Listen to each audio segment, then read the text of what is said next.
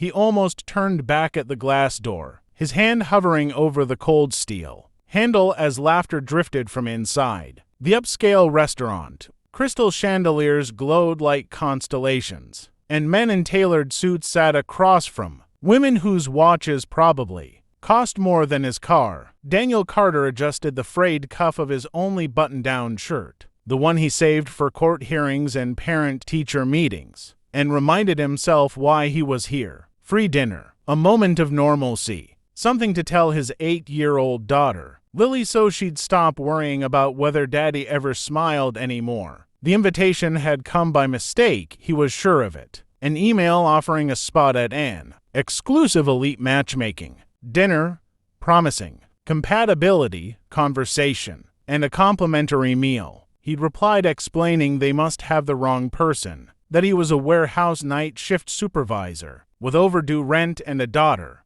who slept with the light on because she still dreamed of the night her mother didn't come home. The response was automatic. You're confirmed. Table 7. Please arrive on time. So here he was, heart pounding, shoes scuffed clean but still cracked, stepping into a world that wasn't built for men like him. A hostess glanced at her tablet, smiled professionally, and led him past whispering glances. He felt every eye on him, the way his jacket didn't quite fit, the way his posture carried years of apology. When she stopped at table 7, Daniel froze. Across the table sat a woman unlike anyone he'd ever seen in real life. She wore a simple black dress, no flashy jewelry, but there was an authority in the way she sat, calm and unbothered, as if the entire room adjusted itself around her. Her hair was pulled back neatly, her eyes sharp but tired in a way that felt familiar. She looked up at him, expression unreadable. You're late, she said, not unkindly.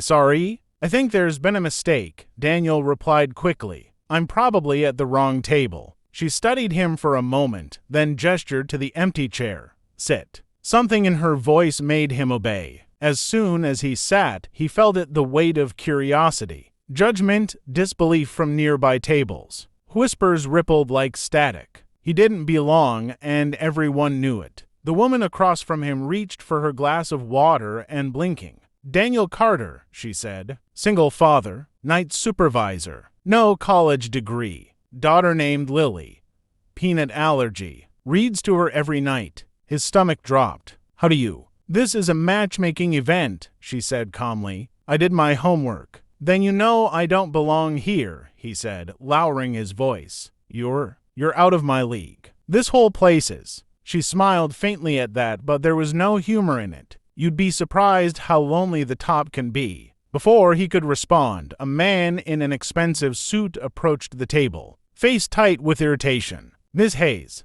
there's been a problem. This gentleman. I'm aware, she said, eyes never leaving Daniel. Please return to your seat. The man hesitated. The board members are watching. Let them, she replied. Daniel swallowed. I really should go. I don't want to cause trouble. That depends, she said, leaning forward slightly, on how you define trouble. Dinner arrived, courses Daniel couldn't pronounce. He barely touched the food, too aware of the tension thickening around them. She ate slowly, deliberately, asking him questions that weren't on any standard date list. What did he fear most? When was the last time he cried? If he could give Lily one thing he never had, what would it be? He answered honestly because lying felt impossible under her gaze. He told her about the hospital room, the machines that went quiet, the way he learned how to braid hair from YouTube at 3 in the morning. He didn't ask about her money, her power, the empire he suspected she controlled. He asked if she was happy. She didn't answer right away. Around them, phones were discreetly raised. Someone whispered her name. Eleanor Hayes, CEO, billionaire, ICE, Queen. A woman rumored to have fired executives mid-sentence and bought companies before breakfast. Daniel felt his chest tighten. This wasn't a mistake. This was something else entirely. You're wondering why you're here, she said finally. Yes, he admitted. Very much. She placed her fork down, hands steady. Because I needed someone who wouldn't want anything from me. He laughed softly, humorless. Trust me. Half this room wants you to disappear. That's not what I mean, she said. They want proximity to power, status, insurance, you. You just wanted dinner. And to go home to my kid, he said. Her eyes flickered. The event organizer returned, flanked by two security guards. Ms. Hayes, this situation is unacceptable. The sponsors. Eleanor stood. The room went silent. This man stays, she said clearly, or the event ends. Along with my sponsorship, along with my company's future, involvement with any organization represented here. Murmurs turned to gasps. The organizer paled. Of course. Please enjoy your evening. When Eleanor sat back down, Daniel stared at her. You didn't have to do that. I wanted to, she replied. And now I'm going to ask you something. Daniel, and I need you to listen carefully. His heart hammered. I'm tired, she said quietly, of contracts disguised as relationships, of people who smile because my name opens doors. I want a partner who understands responsibility, not privilege. He shook his head slowly. You don't want me. I'm barely holding things together. That, she said, is exactly why I do. She reached into her purse and placed a thin folder on the table between them. He didn't touch it. I'm offering you $50 million, she continued evenly. A trust for Lily, a home, security. In exchange, you marry me, publicly, legally. 3 years. No children beyond Lily unless mutually agreed. Full autonomy in private life. Complete unity. In public. Daniel felt like the air had been knocked out of him. That's insane. Is it? She asked. You'd never have to worry again? She'd be safe. You'd be safe. And you? He asked. What do you get? She hesitated just for a second. Honesty? The room buzzed, everyone watching now no longer pretending.